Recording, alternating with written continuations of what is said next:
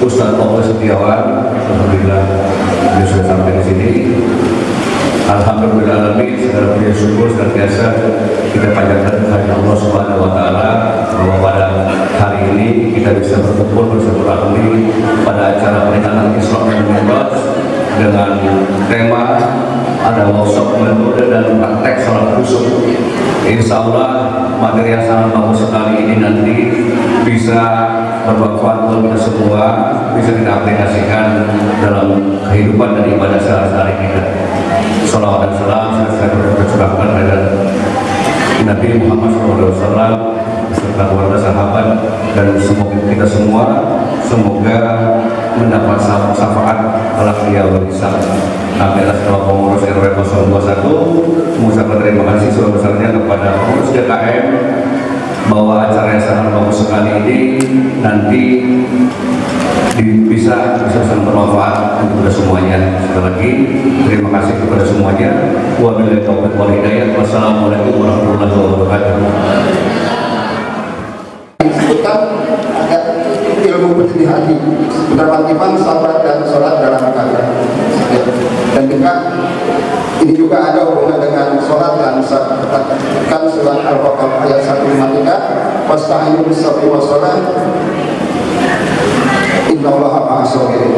Jadi ada hubungan. Baiklah, nanti untuk menjelaskan lebih lanjut kita akan dengarkan dari Ustaz Roke bagaimana pelaksanaan sholat khusyuk ini. Demikian beberapa sambutan dari saya.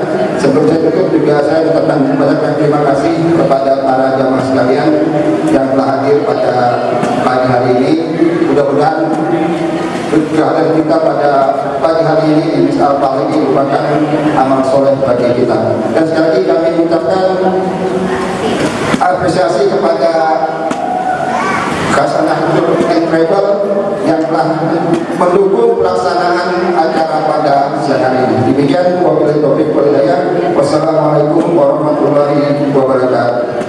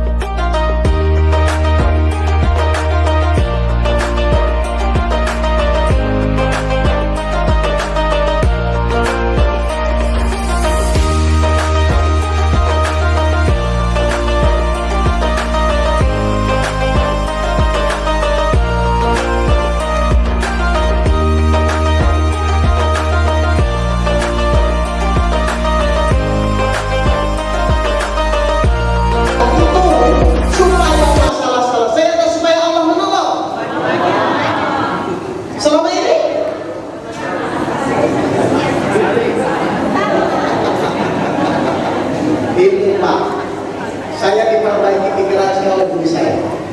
Jadi pas saya datang kepada guru saya nanya, Mas Oke itu ikhtiar itu supaya ikhtiar menyelesaikan masalah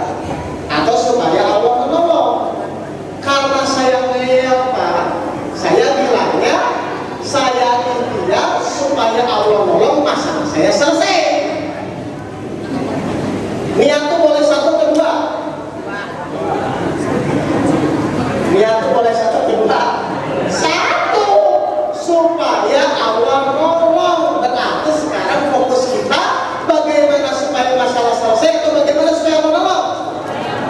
Bagaimana supaya Allah nolong. Nah, guru saya bilang, sekarang hutang Mas Oto berapa? Saya bilang hutang saya 2,5 miliar. Kapan harus lunas? Dalam 3 bulan. Gini, kata guru saya, Mas Oto hutang 2,5 miliar. Saya Antono misalnya hutang 5 juta. Menurut Bapak dan Ibu, 2,5 miliar dengan 5 juta, mana cukup yang lunasnya? 5 juta kan? Guru saya bilang salah. Loh, salah di mana? Coba, kan kalau saya tanya kepada Bapak dan Ibu, hutang 2,5 miliar dengan hutang 5 juta, kira-kira mana yang lebih cukup lunas? 5 juta kan? Kenapa 5 juta? Nah, saya jawab itu salah, Pak. Salahnya di mana? Baik, saya kupas ya. Kalau 2,5, kalau 5 juta tidak ditolong Allah, 2,5 miliar ditolong Allah, kira-kira mana yang lebih cukup lunas? Kenapa tadi bilangnya 5 juta? Akhirnya sekarang kita akan fokus bagaimana caranya supaya Allah mau menolong masalah kita. Kira-kira bagaimana caranya, Pak?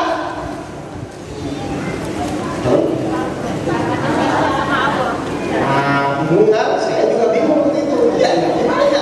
Kok hal yang penting, ilmu sepenting ini kita nggak ngerti, Pak? Padahal kita tiap hari punya masalah, betul? Dan masalah akan selesai kalau Allah menolong. Ilmu yang menolong Allah ini saya tidak paham. Padahal saya ngaji Pak tiap hari, Pak. Tapi pusing, tetap pusing. Tetangga saya nggak ngaji, tetap pusing. Tapi bedanya apa yang ngaji sama yang enggak? Kalau sama-sama pusing. Nanti Bapak ini. Nah, ternyata caranya itu ada. Tadi saya bagus tadi baca di surat apa? Al-Baqarah 153. Ya ayyuhallazina amanu ista'inu bis-sabri was-shalah innallaha ma'as-sabirin. Hai orang-orang yang beriman, jadikanlah sabar dan sholat sebagai penolong. Ini siapa yang janji? Allah. Kira-kira kalau Bapak itu jalan dengan benar, ditolong nggak? Masalah selesai nggak? Siapa pusing? Nah, saya ditanya oleh guru saya, Mas Oka, berarti kalau Mas Oka ini ditolong Allah, di ayat ini apa yang harus dilakukan? Iman, sabar, sholat. Ikhtiar gimana? Ikhtiar tetap lakukan. Yang sakit tetap ke dokter, yang hutang tetap berusaha lunasi, tapi iman, sabar, sholatnya ditingkatkan. Saya ditanya, Mas Oka sudah beriman? Alhamdulillah Pak Guru, saya sudah beriman dari kecil. Kalau saya tidak beriman, saya sudah stres. Mas Oka sudah sabar? Kalau saya nggak sabar, saya sudah bunuh diri. Sudah sholat? Apalagi sholat? Tahajud 11, duha 12, rawatib 10. Saya jalani, Pak. Mau kepepet? Terus guru saya nanya, Mas Oka sudah ngaku beriman? Mas Oka sudah ngaku sabar? Mas Oka sudah ngaku sholat? Sudah ditolong? Kira-kira jawaban saya apa? Belum. Berarti iman, sabar, sholat saya dulu benar atau ayat yang salah? Nah, ternyata iman, sabar, sholat saya yang belum benar. Akhirnya seharian guru saya mengajarkan bagaimana iman yang benar, bagaimana sabar yang benar, bagaimana sholat yang benar. Saya pulang praktek, Bapak Ibu, menjalani masalah saya 2,5 bulan selesai masalah saya. Kenapa selesai? Allah menolong. Karena imannya menurut Allah benar, sabarnya benar, sholatnya benar. Ternyata semudah itu menyelesaikan masalah kalau kita tahu caranya. Jadi nanti yang akan saya jelaskan, sabar yang saya jalani, sholat yang saya jalani, iman yang saya jalani. Tapi karena di sini judulnya sholat khusyuk, maka saya akan fokus menjelaskan sholat dulu, ya. Jelas Bapak ini? Jadi semua masalah itu kira-kira kalau menolong beres nggak? Berarti boleh nggak pusing ketika ada masalah?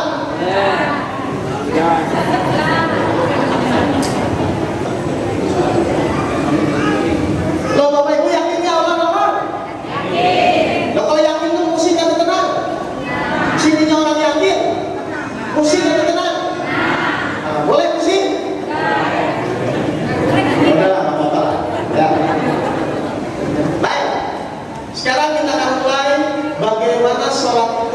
penolong. Dibuka lagi tadi surat Al-Baqarah ayat 45 yang tadi Bapak sampaikan. Bapak sampaikan.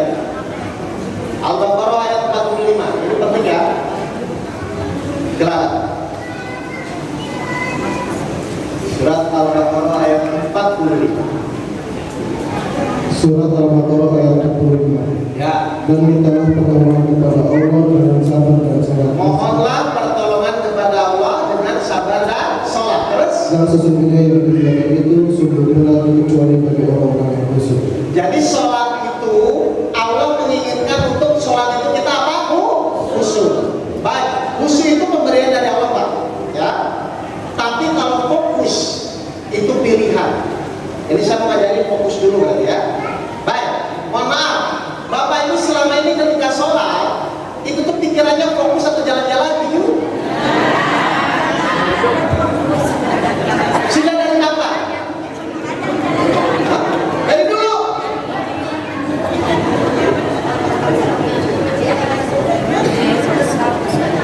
Bapak Ibu sudah dari dulu sholatnya pikiran jalan-jalan. Nih, saya ditanya guru saya Pak waktu itu. Kan saya pede kan, saya sudah tahajud, sudah duha, sudah rawatib kan. Nah sama guru saya nanya, Mas Oke pas sholat pikirannya fokus jalan-jalan. Kira-kira waktu itu jawab baca apa? Pak Ibu tahu? Sama? Terus guru saya nawarin, mau nggak Mas Oke? Saya ajarkan 1 rakaat saja dan Mas Oke tidak jalan-jalan. Saya praktekkan langsung tidak jalan-jalan. Ternyata mudah Pak, kalau diajarkan caranya. Baik, ini saya akan buktikan semua ya, yang hadir di sini semua ya. Saya akan ajarkan nanti metodenya. Bapak Ibu langsung praktekkan, insya Allah tidak jalan-jalan. Berkenan? Baik, kalau masih jalan-jalan, angkat tangan, saya akan pulang. Jadi pas pulang, suami nanti nanya, istri nanti nanya, tadi di masjid ustaznya ngomong apa? Jangan ngomong wallah. Tidak ceramah panjang lebar. Ditanya tadi ustaznya ngomong wallah. Lihat ya, saya akan ajarkan langsung praktek, insya Allah Bapak Ibu tidak jalan-jalan. Kenapa saya berani? Tadi saya sudah bilang, saya sudah jalani, saya sudah praktekkan, bukan lagi teori ya. Sholat sebagai penolong kita ketika kita punya masalah. Baik, jadi yang benar itu sholat itu kewajiban atau sebagai penolong? Kewajiban dan sebagai penolong. Jelas? Baik. Sebelum saya mulai praktek sholat khusyuknya, saya tuh ditanya gitu saya. Mas Oke sekarang usia berapa? Saya bilang waktu itu ketemu guru saya itu usia saya 27 tahun kalau nggak salah. Ya, 27 atau 26 lah. Pokoknya waktu itu kurang lebih gitu. Mulai sholat usia berapa? Saya bilang mulai sholat saya usia 7 tahun. Coba kita bakal kalkulator Pak. Ada di handphone salah satu? Itu Pak. 27 tahun dikurang 7 tahun Pak. 20 dikali 17 rakaat. Sholat itu kan sehari semalam 17 rakaat ya. 20 dikali 17 dikali 365 hari. Saya tanya berapa Pak? Berapa? 100? 28 ribu? 124 ribu rakaat saya sholat waktu itu. Ya, bayangkan sholat itu kan 1 rakaat ulang-ulang kan Pak? Sehari yang wajib saja 17 rakaat, betul? Dikali 20 dikali 365 hari, saya waktu itu sholat 124 ribu rakaat. Ditanya oleh guru saya, sudah fokus atau jalan-jalan? Bayangkan 124 ribu rakaat saya melakukan gerakan yang diulang-ulang. Bacaannya sama nggak berubah dari dulu, tapi tetap jalan-jalan. Bapak Ibu nggak curiga? Kalau 1000 rakaat nggak mau latihan, semua soal bukan adanya. Harusnya 5000 rakaat fokus dong Pak. Masa ini sampai 100.000 masih jalan-jalan, aneh atau tidak? Sekarang silakan Bapak hitung dengan umur Bapak sekarang, dikali berapa rakaat, itu berapa ribu rakaat. Kalau masih jalan-jalan, ada yang aneh. Tapi kan kalau dibilang aneh, Bapak Ibu juga nggak terima. Tapi kenyataannya sholat jalan-jalan terus sih. Nah itu kan Bapak Ibu sholat pikiran jalan-jalan itu kurang piknik atau gimana? Jelas? Bapak Ibu ini? Saya yakin Pak, saya nggak bisa ngomong apa-apa, tidak bisa bilang. Coba lihat masuk. 124 ribu masuk masih jalan-jalan. Ya?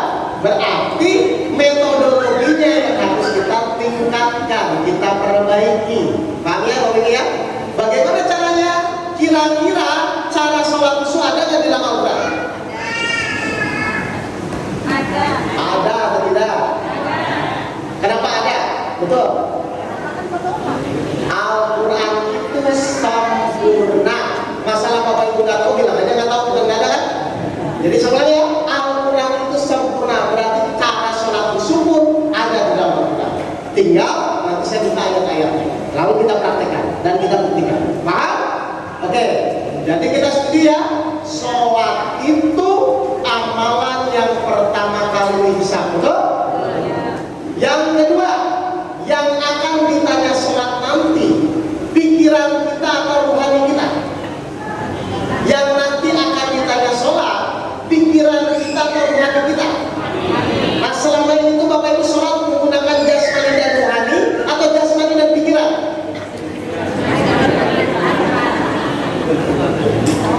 Jujur. Selama ini Bapak Ibu sholat itu jasmani dan rohani atau jasmani dan pikiran? Kenapa pakai pikiran? Kan nggak akan ditanya itu. Tahu salahnya? Jadi Bapak Ibu tuh dari awal sholat, makanya 100.000 rakaat itu. Kenapa masih jalan-jalan? Pas sholat salah pakai alat. Harusnya pakai rohani. Bapak Ibu malah pakai pikiran. Waktu sholat kalau nyari kunci ketemu nggak? Kenapa sekarang Bapak Ibu harus pakai jasmani dan rohani, bukan jasmani dan pikiran? Nanti saya jelaskan. Kenapa? Surat 7 ayat 20. Ya, saya buka dulu ayat-ayat. Nanti kita praktek. Surat Al-Araf ayat 20. Oke, surat 7 ayat 20 dulu, silakan. Maka setan membisikkan pikiran jahat kepada kedua. Maka setan membisikkan pikiran jahat. Jadi setan itu menggoda dari mana? Berarti sholat Bapak Ibu jalan-jalan itu karena siapa? Terus kenapa diikuti? Berarti pilih. Baik, sekarang kita praktekkan sholat jasmani dan rohani. Ya, gerakannya tidak ada yang dirubah, bacanya tidak ada yang dirubah, Pak. Saya tidak merubah itu, karena itu sudah turun. Ya, ini bagaimana sholat menggunakan jasmani dan rohani. Baik, kita masuk definisinya dulu sebentar. Ya, sholat itu apa Bapak Ibu? Sholat itu definisinya supaya kita sama. Doa yang tersusun. Ya. Oke, waktu kita SD, perbuatan yang namanya ditakdir oleh Ikram dan diakhiri dengan ucapan. Nah, itu dulu waktu kita kecil ya. Nah, sekarang udah nggak kecil lagi ya. Baik, saya pakai bahasa sederhana saja. Sholat itu adalah menghadap kepada Allah. Jasmani kita menghadap kiblat, ya. Ruh kita menghadap kepada Allah. Jelas Bapak Ibu? Lalu menyampaikan bacaan sholat, ya, dengan bahasa Arab. Di situ ada pernyataan, pujian dan doa sesuai syarat dan rukunnya sholat. Setuju atau tidak Bapak Ibu? Ya, jadi sholat itu ada 3 poin ya: menghadap kepada Allah, lalu menyampaikan bacaan sholat, dan aturannya sesuai rukunnya sholat. Paham? Baik. Sekarang saya mau kupas ini satu persatu biar Bapak Ibu paham. Menghadap kepada Allah, jasmaninya ke kiblat, ruhnya menghadap kepada Allah. Kenapa harus ruhnya? Surat 7 ayat 172. Nih, bukan pikirannya ya Pak, ruhnya. Surat 7 ayat 172. Surat Al-Araf ayat 172. Ya, silakan. Dan ingatlah ketika Tuhanmu mengeluarkan kedua anak Adam dari sumber mereka, dan Allah memberi kesaksian terhadap jiwa mereka. Allah meminta kesaksian terhadap ruh atau jiwa mereka. Ya betul? Terus apa? Seraya berfirman, bukankah aku ini Tuhanmu? Mereka menjawab, betul, engkau Tuhan. Ini yang dialog Allah sama siapa Pak? Ruh. Berarti belum jadi manusia ya? Jadi kenapa sholat itu ruhnya harus menghadap Allah? Karena ruh kita itu sebenarnya sudah kenal Allah. Ngerti Bapak ini? Kalau pikiran kenal nggak? Belum. Ngerti ya Bapak ya? Jadi sholat itu ruhnya yang menghadap kepada Allah, jasmaninya ke kiblat. Paham Bapak ini?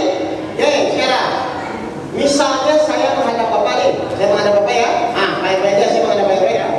Pas saya menghadap Pak RW, saya ngobrol pikiran saya ke pasar Pak. Saya menghargai Bapak. Kalau kata orang tuh, kok nggak nyambung kan? Bapak ngomong, tapi pikiran saya ke pasar. Jadi menghargai Pak RW ya? Tidak. Sekarang mohon maaf, sholat itu menghadap siapa? Allah.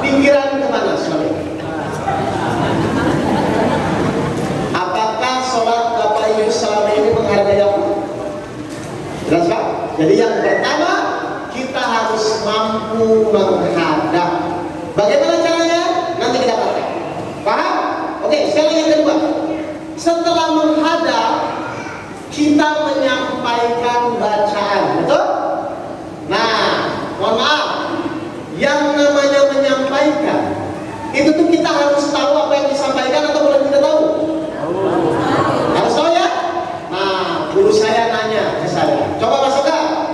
Waktu masuk ke duduk di antara atahiyat pertama. Masuk ke ngomong apa? Atahiyatu mubarakatuh sholawatu thayyibatullah. Apa artinya? Kira-kira waktu itu saya bisa jawab nggak? Lo kok tahu?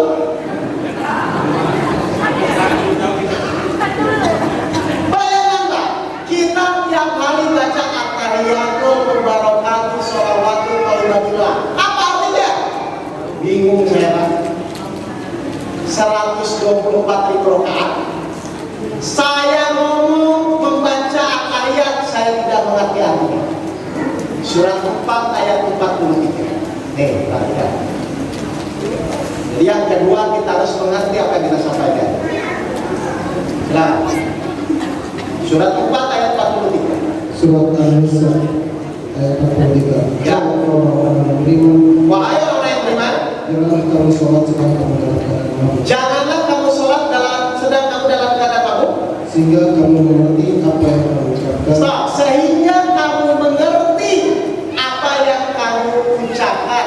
Orang mabuk itu apa? Orang mabuk itu ngomong, tapi tidak mengerti apa yang diucapkan. Terus apa bedanya dengan kita at-tahiyatul mubarakatuh sholawatu thayyibatullah? Selama ini Bapak Ibu mengerti atau mabuk? Sudah berapa lama Bapak Ibu sholat dalam keadaan mabuk?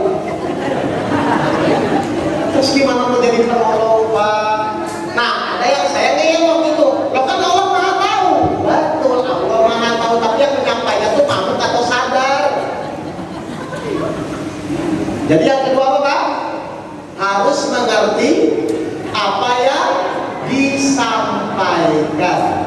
Paham? Baik, terakhir. Sesuai syarat dan rukunnya sholat. Ya, Bapak Ibu pernah mendengar rukun sholat namanya tumanina? Rukun itu apa? Rukun itu Pak. Kalau dikerjakan sah, kalau tidak dikerjakan tidak sah. Bapak Ibu pernah mendengar namanya rukun sholat tumanina? Baik, tumanina itu apa artinya? Tumanina berhenti sejenak. Fungsinya untuk apa Pak? Fungsinya untuk apa? Berarti sejenak itu supaya fokus agar pikiran kita tidak jalan-jalan. Berarti kalau Bapak Ibu sholatnya tumanina, pikirannya fokus atau jalan-jalan? Berarti kalau selama ini pikiran Bapak Ibu jalan-jalan, selama ini sholatnya tumanina atau tidak? Sudah berapa tahun?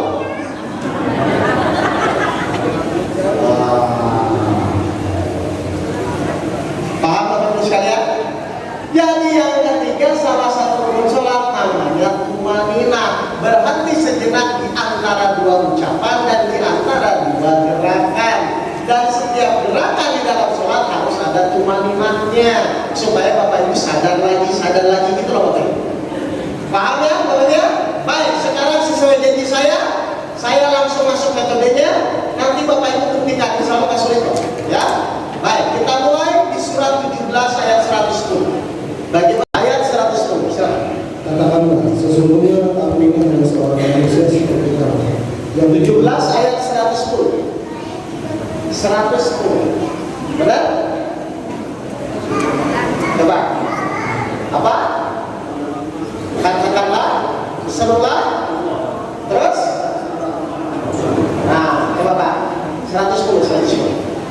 Katakanlah, suruhlah Allah atau suruhlah Ar-Rahman Terus?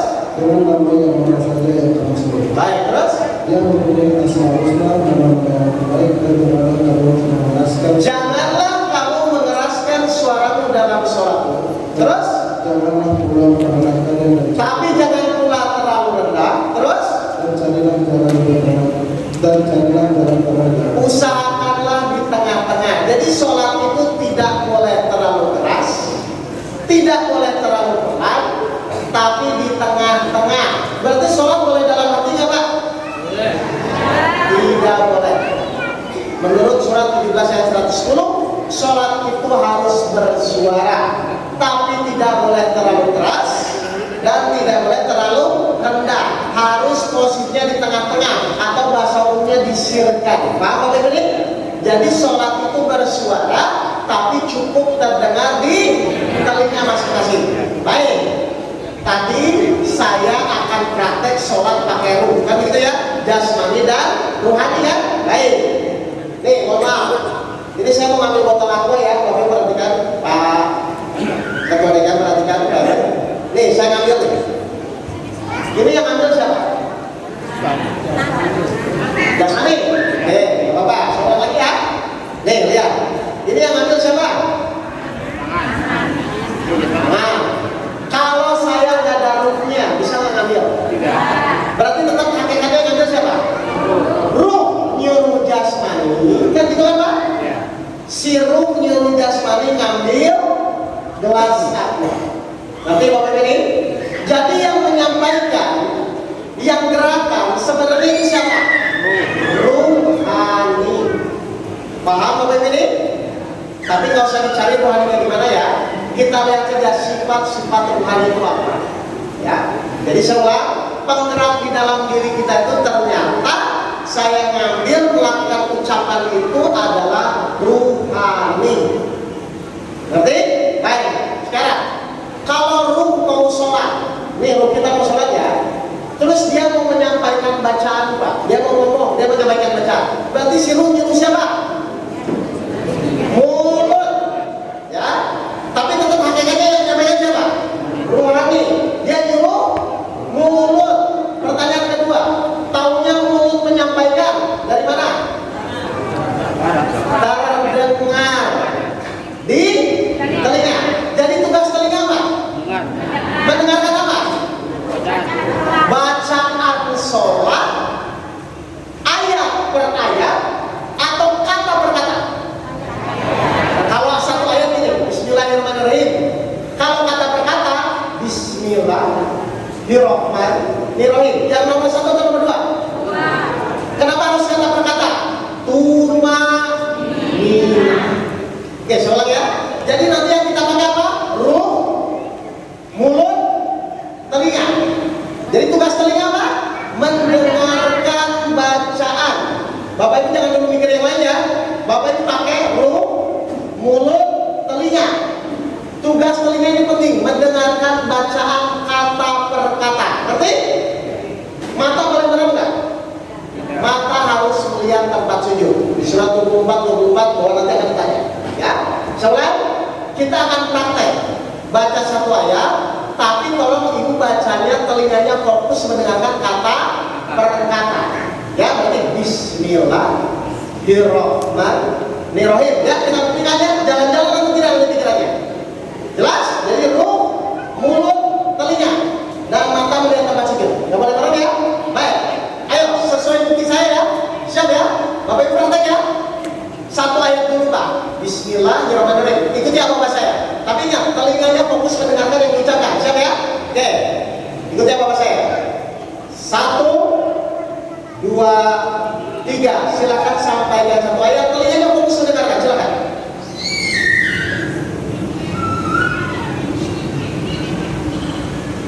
Jalan-jalan ya?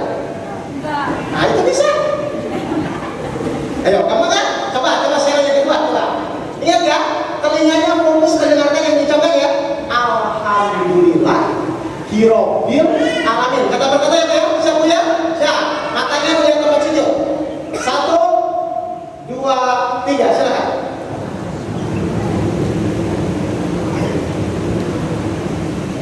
Jalan-jalan ya? Nah itu bisa. Kenapa ribuan rokat kemarin jalan-jalan? Kenapa tidak jalan-jalan? Kenapa tidak jalan-jalan? Karena Bapak Ibu nggak pakai pikiran. Loh kan yang selama ini jalan-jalan pikiran Bapak Ibu.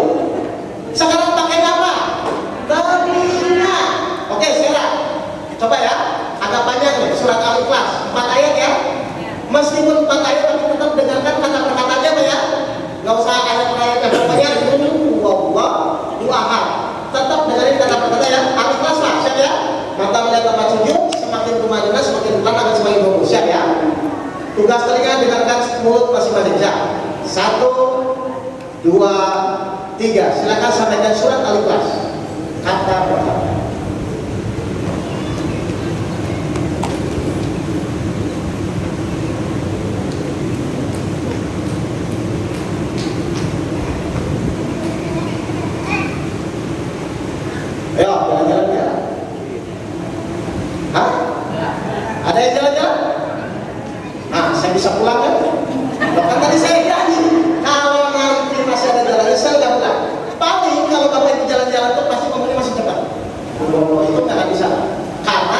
sifat rohani ini tidak tergesa-gesa, tenang. Kalau tergesa-gesa itu rohani atau nafsu? Nah, selama ini Bapak Ibu sholat, mohon maaf, tergesa-gesa atau tenang?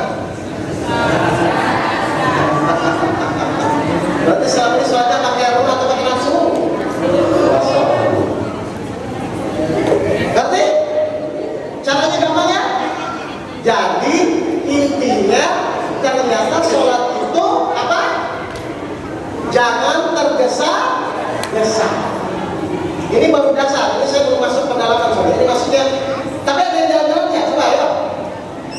Pokoknya kalau ibu ngantor, insya Allah nggak jalan-jalan.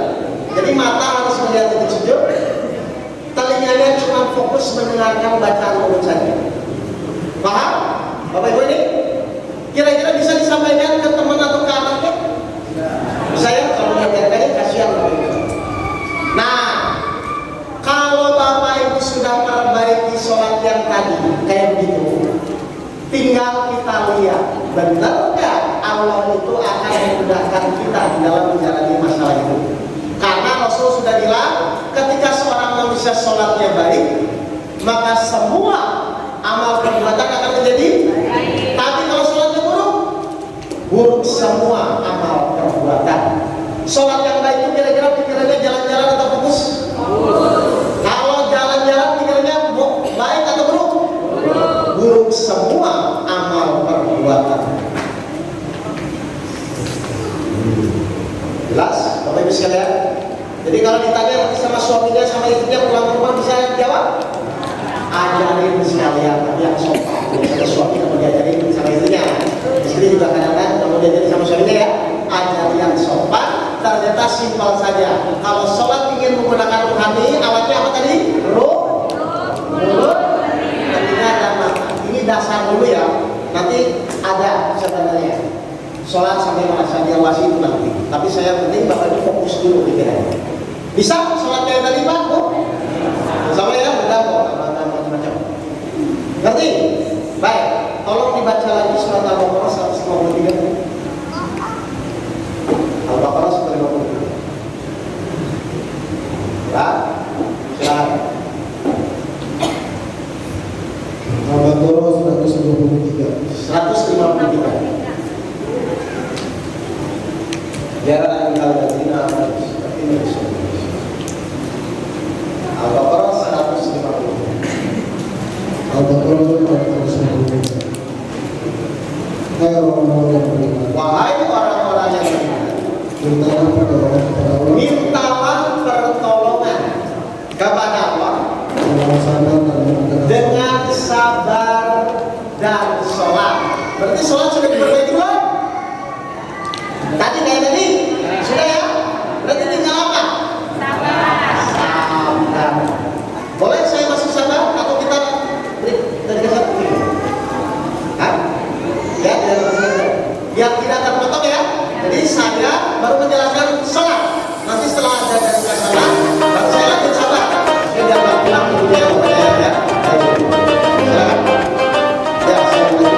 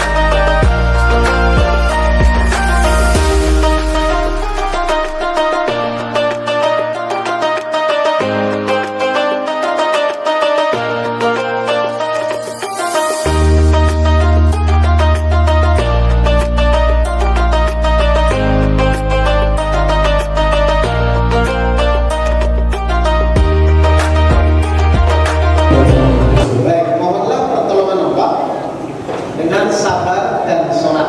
Ya. Sekarang pertanyaan saya kepada Bapak Ibu, berarti kita di dalam ikhtiar itu harus sabar atau tetap ingin cepat selesai? Kenapa harus sabar? Karena sabar itu mengundang pertolongan Allah. Innallaha ma'as, berarti sesungguhnya Allah bersama orang-orang yang sabar. Makanya ketika Bapak Ibu sabar dalam berikhtiar tanpa putus asa, insya Allah Allah akan menolong. Ya, jelas ini kuncinya ya. Baik, sekarang menurut Bapak Ibu, sabar itu sulit atau mudah? Selama ini sulit, tapi ingin ditolong, begitu? Baik, kita lihat sebenarnya sabar itu sulit atau mudah. 18 ayat 68, silakan. Ya. Surat 18 ayat 68. Nanti saya akan kupas apakah sulit atau mungkin Bapak Ibu belum tahu caranya saja. Ya. Silakan. Surat 18 ya. Dan bagaimana kamu dapat sabar atas sesuatu yang kamu belum mempunyai pengetahuan yang cukup tentang? Bagaimana kamu bisa sabar terhadap segala sesuatu sedangkan engkau belum tahu caranya, belum punya pengetahuannya? Mohon maaf, Bapak Ibu selama ini ngaji itu tuh disuruh sabar atau diajarkan caranya sabar? Kalau disuruh anak kecil tidak bisa nyuruh Bapak Ibu sabar. Yang terpenting itu adalah ketika Bapak Ibu punya masalah, terus Bapak Ibu disuruh sabar, yang terpenting itu tanya caranya. Saya bukan orang sabar Ustaz, ingin jadi sabar. Bagaimana caranya? Pernah diajarkan cara sabar atau cuma disuruh sabar? Cuma disuruh? Dari kapan itu? Dari dulu? Kalau cuma disuruh mana bisa Bapak Ibu jadi sabar? Jadi nanti kalau ada orang yang sabar, Pak, tanya caranya bagaimana. Saya bukan orang sabar, ingin jadi sabar itu bagaimana caranya? Kalau cuma disuruh nggak usah ngomong. Ya, jadi yang Bapak Ibu perlukan itu bukan disuruh sabarnya, yang Bapak Ibu perlukan itu caranya. Saya bukan orang sabar, ingin jadi sabar, bagaimana caranya? Kira-kira di dalam Al-Quran ada nggak cara sabar? Ada. Terus kenapa Bapak Ibu nggak tahu?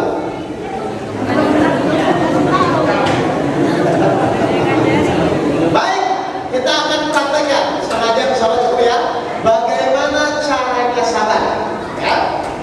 Ini saya kasih ilustrasi dulu sebentar. Kalau Bapak Ibu nggak bisa nyetir mobil, itu Bapak Ibu pergi kemana? Khusus mobil. Itu tuh langsung praktek nyetir mobil atau belajar teorinya dulu? Teorinya, naik bukunya bagaimana? Setelah itu praktek naik mobil. Sampai apa? Bisa. Ngerti Bapak ini? Sekarang saya ajarkan dulu teorinya. Setelah itu nanti praktek. Sampai apa? Bisa jadi sabar. Ngerti ya Bapak Ibu ya? Baik. Sekarang, menurut Bapak Ibu tadi sabar itu sulit, betul? Ternyata sulit itu karena tidak ada yang mengajarkan caranya. Yang ada cuma nyuruh-nyuruh saja, betul? Nah sekarang, kenapa kok Allah itu memerintahkan kita disuruh bersabar, Bapak Ibu? Kira-kira Allah punya niat baik ya? Allah nyuruh sabar itu kira-kira niatnya baik ya? Baik. Terus kenapa nggak mau sabar? Surat 3 ayat 142. Mari kita lihat. Kenapa Allah nyuruh sabar? Surat 3 ayat 142. Ya. Silakan. Surat Al-Imran ayat 142. Kenapa kita disuruh sabar? Surat Al-Imran ayat 142. 142. Silakan. Apakah kamu mengira bahwa kamu akan masuk surga? Apakah kamu mengira bahwa kamu akan masuk surga? Bapak Ibu ingin masuk surga atau neraka? Ada yang mau neraka? Berarti Bapak Ibu harus ingin semua masuk surga. Bapak Ibu tahu syaratnya? Coba lanjut. Padahal belum kelihatan bagi Allah orang-orang yang berjihad di antaranya dan belum kata orang-orang yang sabar. Syaratnya apa Pak? Sabar. Berjihad dan sabar. Berarti syarat mutlak masuk surga Bapak Ibu harus sabar. Sabar salah satunya. Bapak Ibu sudah sabar?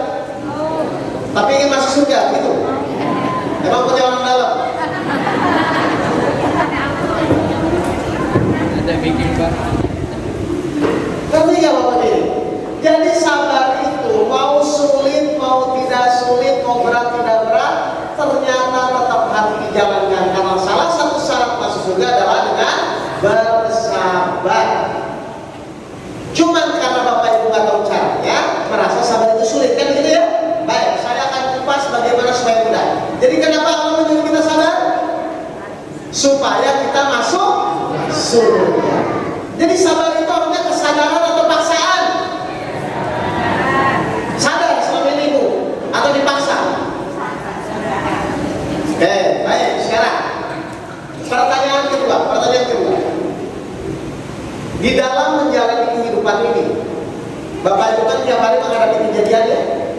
Berapa banyak kejadian yang Bapak Ibu hadapi selama ini? Banyak. Dua Pak, kejadian enak dan tidak enak. Ada lagi? Cuma dua ya Pak. Kejadian itu enak dan tidak enak. Kalau kejadian enak masalah atau tidak? Kalau kejadian enak tidak masalah. Kalau tidak enak? Baik, setuju. Sekarang pertanyaan saya, kalau Bapak Ibu ingin sabar, Bapak Ibu butuh kejadian enak atau tidak enak? Halo? Saya lagi. Di dalam menjalani hidup kita cuma dua kejadian ya. Kejadian enak dan tidak enak. Selama ini kalau Ibu dapat kejadian enak, masalah atau tidak? Nah, kalau kejadian tidak enak, masalah, kan begitu ya?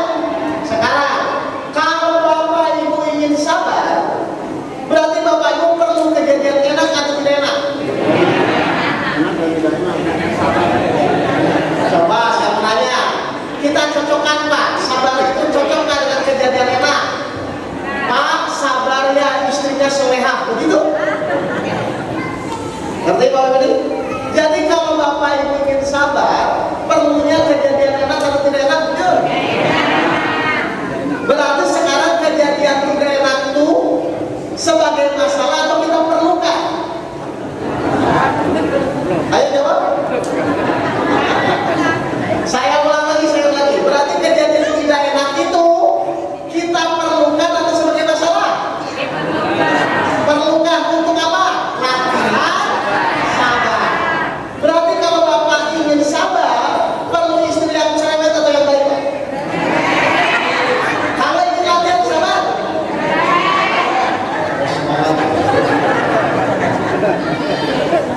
tidak Bapak gini. Jadi ternyata masalah itu bukan letak pada masalahnya, tapi cara kita di dalam menerima.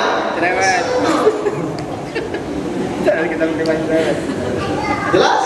Jadi sekarang pertanyaannya, bagaimana caranya kita pas mendapatkan kejadian tidak enak, kita bisa menerima dengan kesadaran bahwa kita ingin sabar. Karena salah satu syarat masuk surga kita harus sabar. Jadi istri cerewet itu masalah atau sarana masuk surga Pak?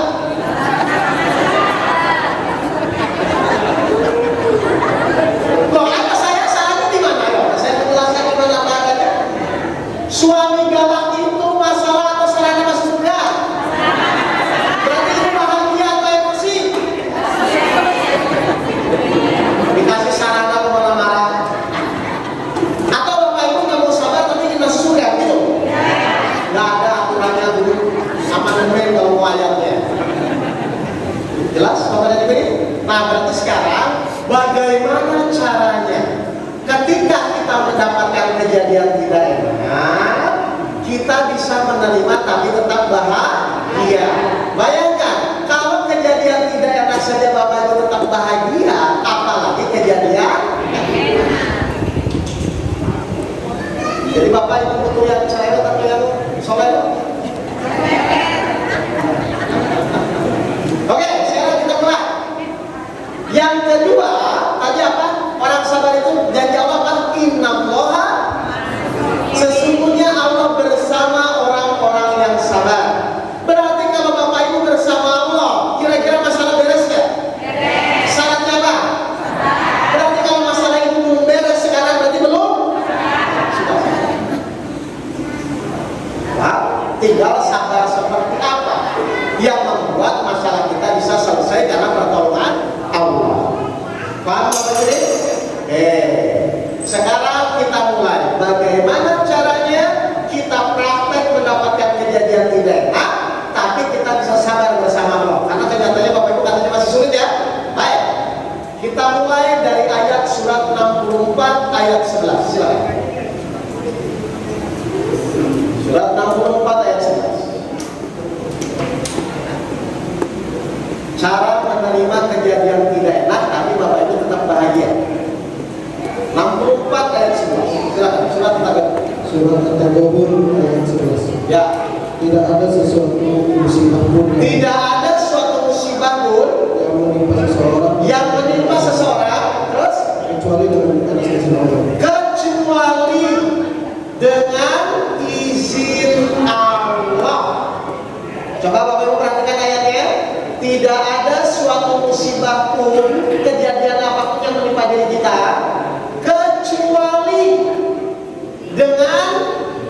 izin Allah. Jadi bisa nggak kejadian bisa terjadi tanpa izin Allah, Pak? Tidak bisa ya? Berarti kejadian dulu atau izin Allah dulu?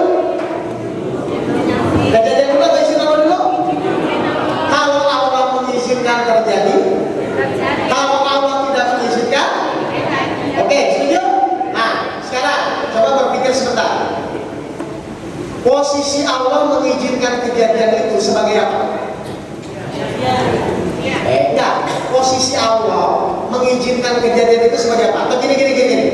Misalnya ini rumah Bapak deh, ini rumah Bapak ya. Saya mau ke rumah Bapak. Pak, boleh saya ke rumah?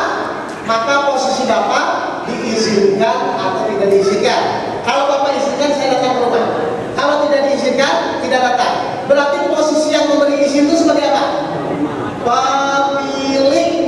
Coba buka dulu surat 4 ayat 126. Ini biar saya dulu ya. Oke. Surat 4 ayat 126. Pemilik. Baik, silakan. Anissa. Surat An-Nisa ayat 126. Ya. Kebenaran Allah lah apa yang di langit dan apa yang di bumi. Milik Allah lah apa yang di langit dan di bumi. Kita milik siapa? Kejadian milik siapa? Baik, semua kejadian sudah atas izin pemiliknya. Paham? Oke, sekarang kita praktekkan. Bapak sedang diam. Tiba-tiba ibunya datang maki-maki Bapak. Biasanya marah atau terima kasih? Hah? Marah? Baik. Istri maki-maki Bapak Ibu sudah atas izin Allah belum? Sudah atau belum? Kenapa sudah? Nah, semua kejadian yang terjadi di muka bumi ini harus atas izin Allah. Setuju? Kalau pemiliknya saja sudah mengizinkan Bapak dimaki-maki istri, Bapak yang bukan pemilik boleh nggak marah? Soal lagi. Coba perhatikan. Saya mau ke rumah Bapak, tiba-tiba rumahnya dicat merah, boleh nggak saya marah, Pak? Kenapa? Bukan pemilik, ngapain marah-marah, betul? Bapak dimaki-maki istri sudah atas izin Allah atau belum? Kalau pemiliknya saja sudah mengizinkan, Bapak yang bukan pemilik boleh nggak marah? Pintar. Nanti, coba. Ini saya mau bilang biar sabar ibu muda ya. Sebelah. Bapak dimaki-maki istri biasanya yang Bapak lihat itu istrinya atau pemiliknya? Kalau selama ini Bapak melihat kejadiannya, melihat istrinya, Bapak tidak akan pernah bisa sabar. Karena sabar itu intinya merubah mindset. Yang tadinya melihat kejadian, yang tadinya melihat istri, dirubah menjadi melihat izin Allah. Karena Allah saja pemiliknya sudah mengizinkan, maka kita yang bukan pemilik, baik ya Allah saya terima. Jadi Bapak Ibu itu menerima itu karena takut istri atau karena menghormati Allah? Jujur.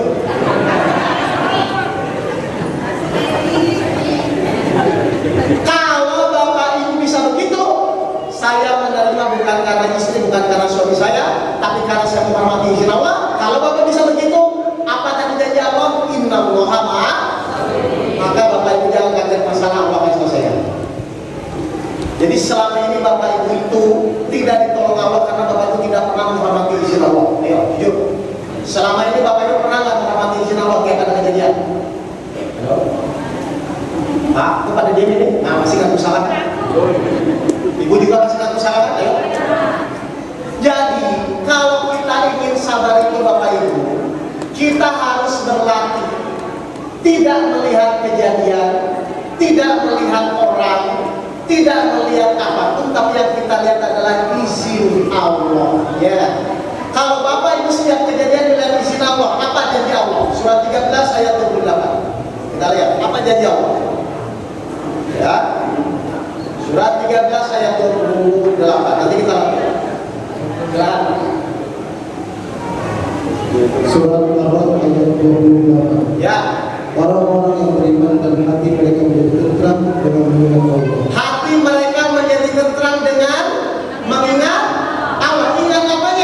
semua kejadian atas izin Allah. Terus lanjut. Ingatlah hanya dan mengingat Allah, hati akan lebih tenang. Ingatlah hanya itu satu kedua. Berarti ada cara lain nggak untuk membuat hati tenang? Berarti harus melihat kejadian atau melihat izin Allah? Selama ini. Kenapa begitu, Pak? Oke, saya ceritakan ini ya. Saya ceritakan. Biar Bapak Ibu semangat nih. Ini masalah anak, masalah suami, mertua, insya Allah akan beres. Tahun 2015, Pak, saya ada jamaah dari Bogor. Kebetulan saya pesantren saya di Bogor. Dia datang kepada saya di nangis. Ustaz, saya ini seorang motivator. Ibu masih muda, ya, umur 31 tahun. Saya ini seorang motivator, Ustaz. Saya memotivasi orang bisa, tapi masalah rumah tangga saya sendiri, saya hancur. 4 tahun saya rumah tangga dengan suami saya. Tiap hari saya tampar-tamparan, pukul-pukulan sama suami saya. Saya bilang emang itu atletik. Dan yang terakhir saya nggak terima, Ustaz. Kenapa? Ini penghinaan. Saya mau pulang ke Jambi, Pak. Dia udah bawa koper, Pak. Kenapa, Bu? Saya bilang 4 tahun rumah tangga, saya sekarang mau pulang karena saya nggak tahu. Kenapa? Saya bilang, Mas Kamil, saya mau pernah dijadiin keset kamar mandi sama suaminya, Pak. Menurut saya itu penghinaan buat saya mau pulang, Ustaz. Tapi tolong kita nasihatkan dulu sebelum saya pulang. Kira-kira kalau ada orang kayak gitu, Pak, Bapak Ibu nasihatin apa? Jangan sabar, kan ya Pak. Jangan. Ini saya ajarkan, saya mau ngajarin Bapak Ibu. Gini, saya kasih pertanyaan yang dia harus jawab iya kayak tadi loh. Betul nggak Bapak Ibu cita-citanya bahagia dunia dan akhirat? Kan Bapak Ibu nggak bantah ya? Nah saya kasih pertanyaan itu. Saya bilang gini, ujung-ujungnya tetap disuruh sama. Saya bilang dari itu, Ibu percaya nggak kalau Ibu bersama Allah masalah beres? Ayo, jawabannya apa sih? Nah, kita lihat di dalam Al-Quran saja. Bagaimana supaya Allah bersama kita? Lalu dia buka surat Al-Baqarah yang 153. Innallaha ma'as. Kira-kira kalau Ibu bersama Allah masalah suami beres nggak? Beres. Tapi syaratnya apa? Sabar, Ustaz. Nah, jawaban Ibu itu apa? Saya tuh kurang sabar apa lagi, Ustaz? Setuju? Saya bilang kalau Ibu sabarnya benar, beres dong masalahnya. Berarti ini nggak beres kan? Loh, terus gimana caranya Ustaz masalah supaya beres sabar yang benar itu? Gini, lihat ya, Bapak nanti latihan ya. Gini, ketua DKM, bantu saya. Ya, perhatikan. Misalnya Pak Ketua DKM ini mau maki-maki saya. Iya, mau maki-maki saya. Tadi sabar itu, yang kita lihat tuh orangnya, maki-makinya atau izin Allahnya? Misalnya mohon maaf ya, izin Allah di sini, misalnya izin Allah di sini ya. Perhatikan ya, kalau pelatihan ya. Nah, berarti ketika Pak Ketua DKM ini maki-maki saya fokus ke dia atau pikiran saya geser di izin Allah? Nah, jadi pas dia maki-maki, pikiran saya ya Allah, karena Engkau yang mengizinkan dia maki-maki saya, maka saya terima. Jadi saya fokusnya di izin Allah. Benar kan? Ngerti? Nah, kira-kira saya marah nggak ketika dimaki-maki gitu? Kenapa? Pikirannya sudah digeser. Paham Bapak ini? Nah, yang selama ini Bapak Ibu bilang sabar ada batas itu gini, dimaki-maki fokusnya di sini nih. Ngerti? Tapi nanti pas dimaki-maki Ibu jangan begini juga, jangan ya. Maksudnya tetap begini, tapi pikirannya ya Allah saya terima. Paham? Siap praktek ya? Siap. Ngerti? Saya ajarin si Ibu itu begitu Pak. Oke Bu? Ibu nanti pulang dulu ke rumah. Udahlah. Tapi Ustaz saya katakan coba praktek dulu. Kalau nanti Ibu gagal ya pulang aja sudah. Tapi menurut saya coba praktekkan Al-Quran. Mudah-mudahan Allah menolong Ibu. Ya udah, oke Ustaz. Dia pulang maghrib Pak. Nyampe rumah pada Isya. Betul. Pas nyampe rumah Pak, suaminya di ruang tengah udah nunggu, udah kesal. Memang pas waktu ngobrol sama saya dia telepon terus suaminya. Pas istrinya ngomong langsung, istri kurang ajar, kaki 4, kaki 5, semua keluar omongannya. Ya, ngomong binatang dan macam-macam. Nah, kan si istrinya disuruh gitu. Jadi pas dimaki-maki sama suaminya, dia dalam hati, ya Allah, saya terima. Meskipun berat kata dia, napas tadi. Tapi karena dia ingin bersama Allah, dia paksa lah. Ya Allah, saya terima. Suaminya marah-marah. Sudah 15 menit,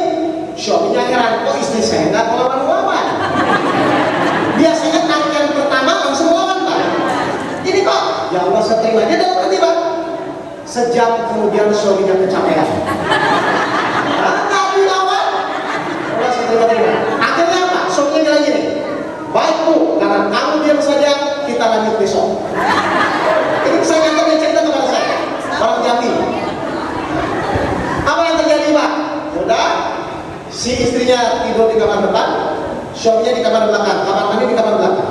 Pas subuhnya istrinya mau ke dapur mau wudu, suaminya keluar Pak, dia pikir mau berantem lagi, langsung nyium kaki istrinya, sampai sekarang nggak pernah berantem lagi. Kenapa?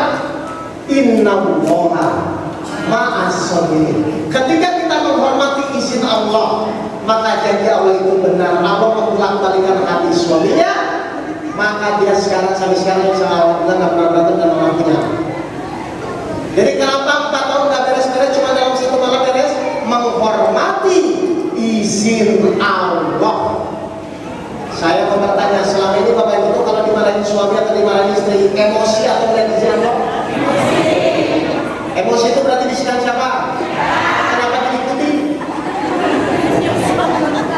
Tapi sabar itu bukan diam ya. Sabar itu bukan diam. Sabar itu hanya menggeser dulu.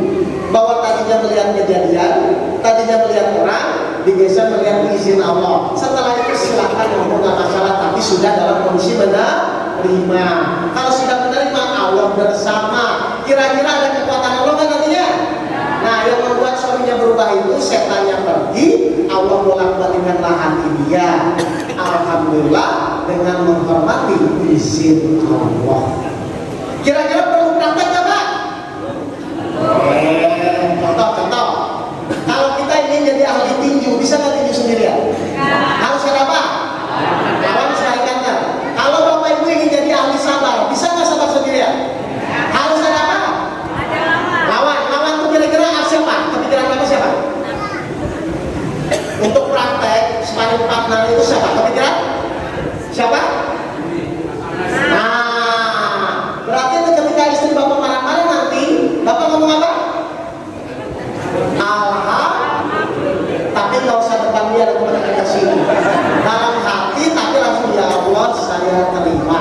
Buktikan kalau Bapak bisa begitu, benar nggak nanti istrinya berubah?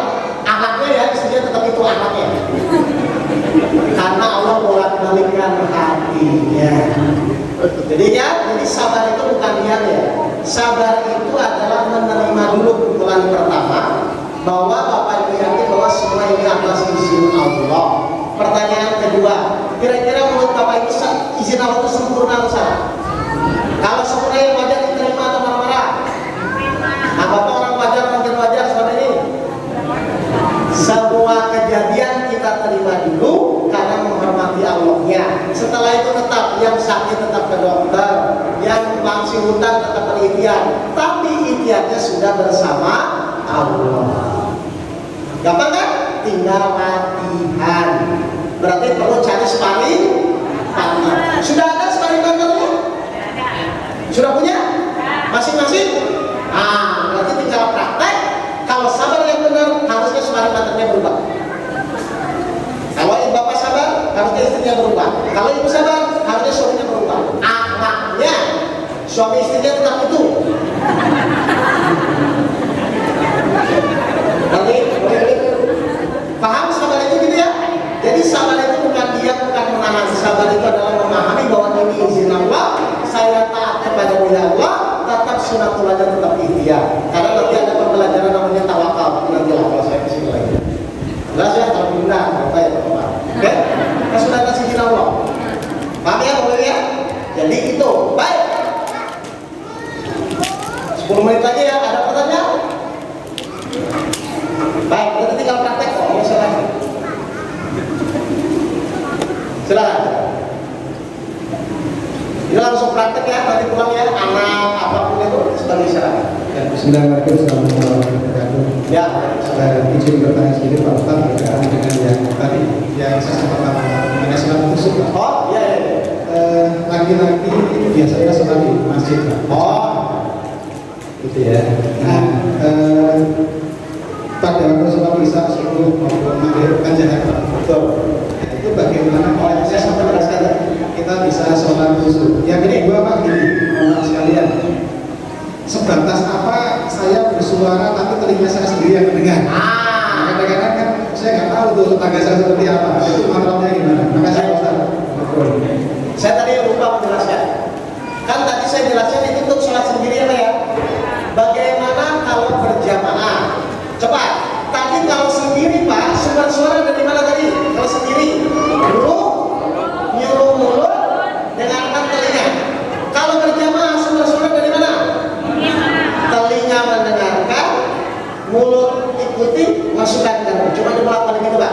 Ngerti ya kalau berjamaah? Nah, terus kalau yang disirkan, saya masih ngomong alhamdulillah kali ini imam waktu ikut saja karena semua tanggung jawab imam. Jelas kan? Jadi cuma diulang balik lagi.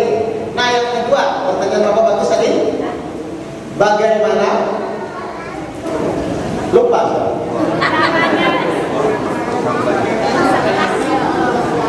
Nah, gini aja, yang tahu diri kita kan kita betul. Coba sekarang Bapak bismillahirrahmanirrahim, tapi cukup Bapak yang mendengar coba praktek. Nah itu begitu. Kayak gimana kan memang masing-masing. Tapi pertanyaan Bapak untuk begitu, ada yang nanya ke saya, Pak Ustaz, kalau yang kupingnya budak gimana? Ya, itu Bapak tanya. Jelas ya, Bapak ya. Jadi memang itu masing-masing Pak. Tapi Bapak itu jangan jadi musuh ya, fokus.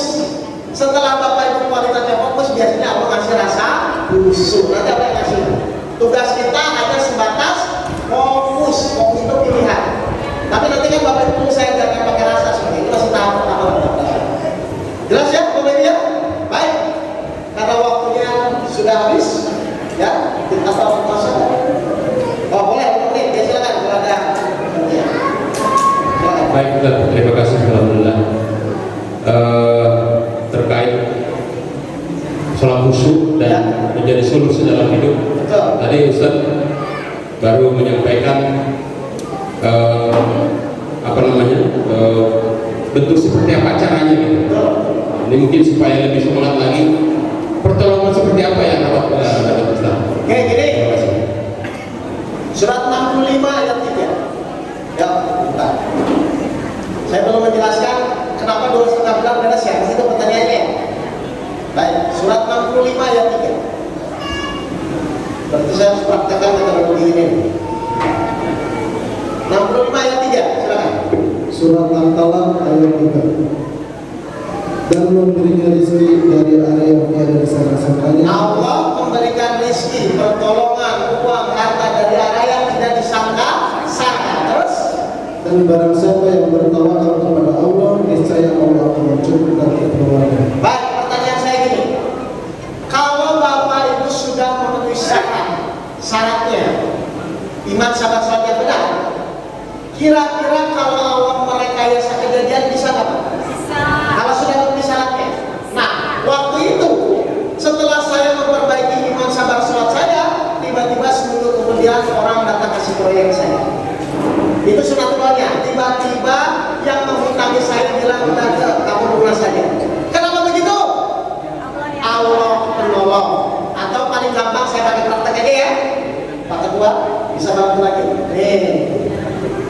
Misalnya Pak Ketua DKI ini ahli memperbaiki HP Pak. Dia ahlinya, saya enggak.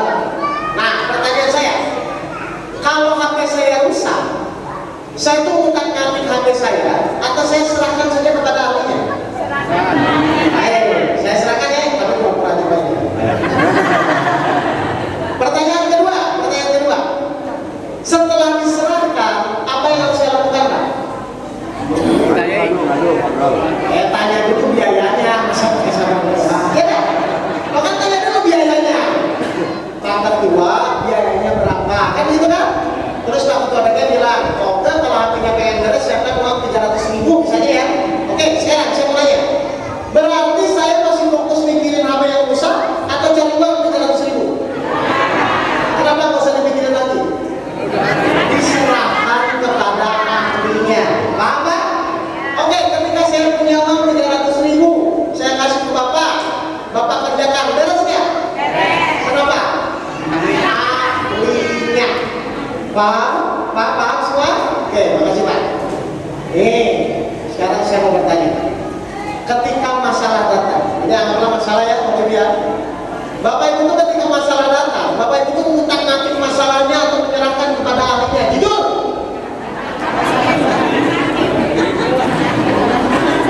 Utak-ngatik atau menyerahkan kepada ahlinya? Bukan ahlinya, utak-ngatik. Kira-kira semakin beneran hancur? Itu yang terjadi. Nah terus yang benar gimana? Masalah datang, serahkan kepada ahlinya. Siapa ahlinya? Ketika